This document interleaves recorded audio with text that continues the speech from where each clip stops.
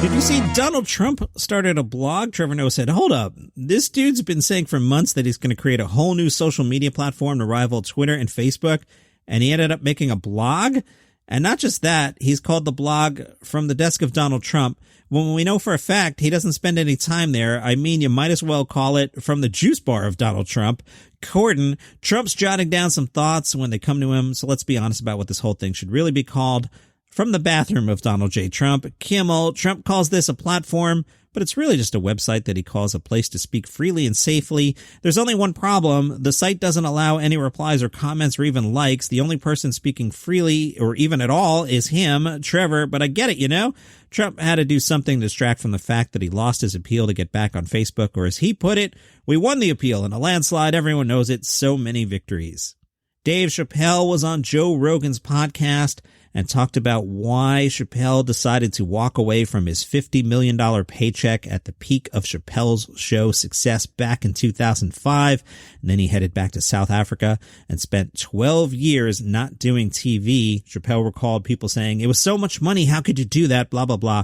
If I had taken the money and finished the show, I would have gotten the money, but might have never been the same. The way people close to you react, like I failed to ruin my life. And you know, when you're cold, that phone doesn't ring that often. And I had over a decade of sitting in that choice, but I didn't languish in that experience. I started doing stand-up for much better reasons than making it. Hannah Gadsby has a new show, which is great. I think Douglas was, I can never remember either my first, second, or third favorite thing of 2020, but Douglas was fantastic. Her new show is called Body of Work. She'll be back on stage this July. She'll premiere it in Australia. The tour starts in Canberra before heading to Albury, Newcastle, Hobart, Launceston, Darwin, Bendigo, Albany, Bunbury, Mandurah, and Perth. Boy, I kind of know a little about Australia. Those are some obscure places for even Australia, are they not? Australians, you can write me letters. Be happy to hear from you. Tweet me at DCNPod. And then the show will arrive in Melbourne in October. Then it goes to Brisbane. Time Out writes, you may notice a lack of Sydney in those tour dates. Don't stress, though, because Hannah Gadsby has something special in the works for Sydney Siders, with more to be announced soon. Body of Work is expected to tour the UK, Europe, and North America in 2022. More good news if you like George Lopez's food. George Lopez Tacos, now coming to Dallas. Yeah, I know you can't wait for this. According to the press release, the recipes for the tacos were created by George Lopez himself, including both the proteins that would be tucked into tortillas and the salsas served alongside. George Lopez Tacos will make its Dallas debut via Uber Eats and Grubhub on June 8th. George Clooney has revealed himself to be the world's biggest Brad Pitt fan. Yeah, he did that in a new comedy sketch. I just did the Conan O'Brien move again. Did you hear that? Yeah, total steal from The Independent. George Clooney starred in a charity video for fundraising company Omaze, which accompanies a competition raising money for the foundation in which fans can visit George Lopez and his wife in their Italian home. In the sketch, George Clooney described how he spent quarantine sharing a room with this random guy, and the pair are now basically best friends. However, Clooney's former roommate said, do I recommend hanging out with George Clooney? No, I do not. He then explained that the actor had visited him to buy a Batman action figure from Craigslist when the stay-at-home orders were implemented, leaving the pair stuck quarantining together. The clip then showed George Clooney in his bedroom, which was covered in posters of Brad Pitt. He also wore a t-shirt emblazoned with Brad Pitt's face. He was then holding a pillow with Brad Pitt's face on it, saying, can you believe my wife wanted me to throw this away? I'm not throwing this away. No way, man. Thank you for giving me a place for me and Brad. The sketch details George Clooney's other hilarious bad habits, including spending hours in the bathroom on makeup, leaving cardboard cutouts of Brad Pitt around the house, and his insistence on watching Ocean's 11 22 times. George Clooney says, Brad's great in it too, isn't he? Look at him. He's so good. Brad, man. From Variety, Academy Award winner Chloe Zhao is working on a futuristic sci-fi Western version of Dracula. Did I fry your brain there? A futuristic sci-fi Western version of Dracula. So it's not just Dracula in the West. It's not just Dracula in the future. It's in the future in the West, Dracula. Okay.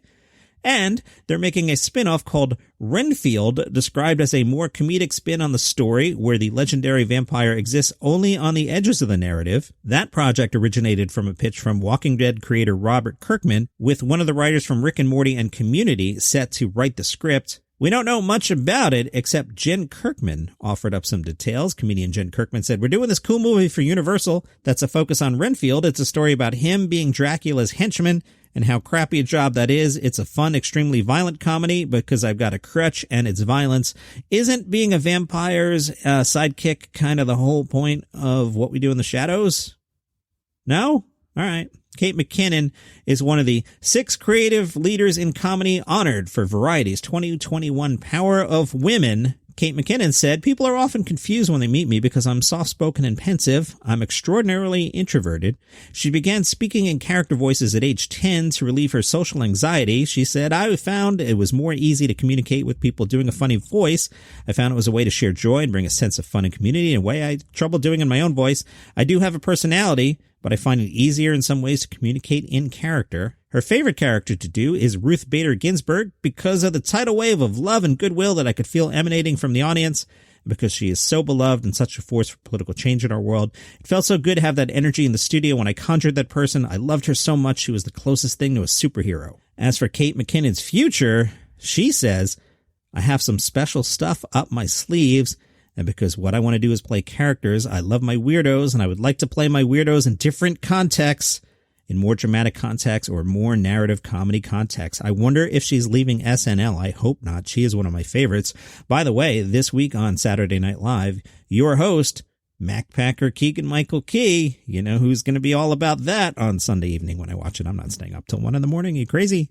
From The Hollywood Reporter, they have a new animated series. It's called The Prince, coming to HBO Max. This is a satirical take on Britain's royal family, with Prince William and Duchess Kate's son George as the title character. The series was supposed to show up this spring, but a few days after they teased it, Prince Philip passed away at the age of 99.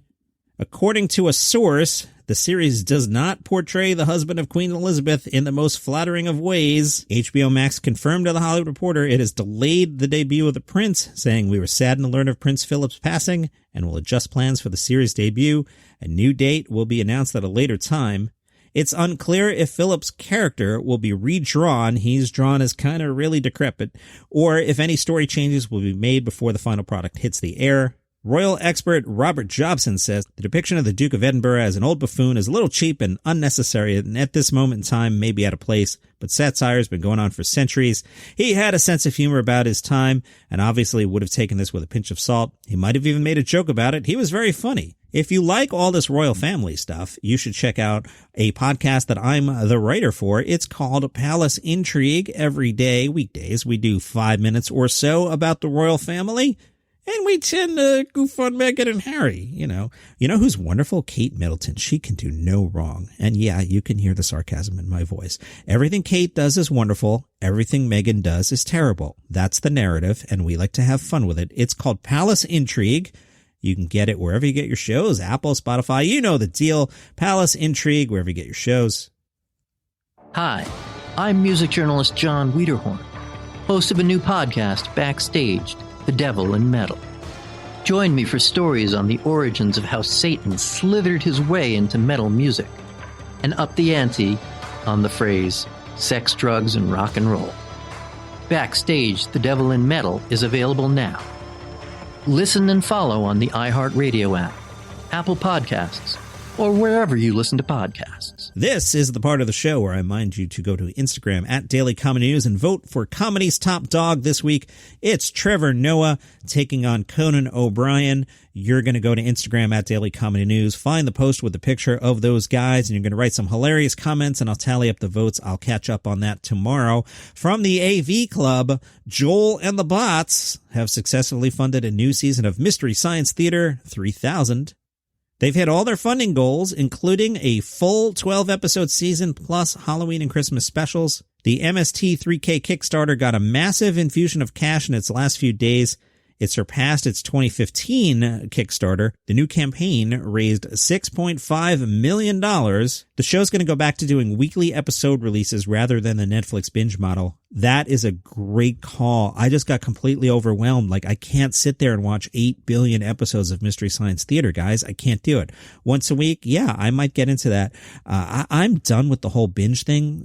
I like how Apple TV does it. Here's one episode. Give me a chance. Disney Plus does it right. Then Netflix will be like, here's 29 hours of something. I don't have time, Netflix. Jonah Ray will reprise his starring role on Mystery Science Theater, which is great, but we'll also be getting 2 new episodes with Joel Hodgson's Joel Robinson back in the theater. That's huge.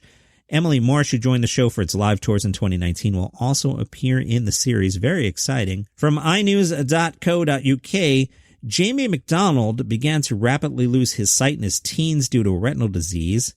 He has found a sixth sense. It is belly-aching laughter. He's got a new series on BBC Radio 4 called Life on the Blink, and as he puts it, it's a show exclusively about a degenerative eye condition. MacDonald was working as an analyst in the asset management department at a bank. He said, that's just sex on a stick right there, isn't it?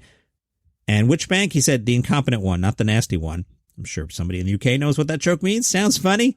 And then he signed up to do an open mic night. He was sweating as he walked to the stage, folded up his white stick, took a deep breath, and said, "This isn't the toilet." MacDonald said, "I went into stand-up comedy not exclusively thinking I would brand myself as a blind comedian, but then I thought, what else am I going to do? If you got a disability that you can see the world through and that can make people laugh, then you got to really recognize that and use it to the best of your ability. Now that almost all his sight is gone," he says, "I've got light and darkness, I've got some shapes here and there, but his lack of vision is his comedic specialism." He jokes, "The blinder the better, really. I can't see a day where I miss the opportunity to get a blind gag in. I think that would just be totally odd." He has fun with other people's reactions to him. He says, "I talk about a guy once. He saw me in the bushes. I was lost, then he ran over. Then he saw the white stick and went, 'Oh, I'm sorry, I didn't realize. I thought you were a pervert.'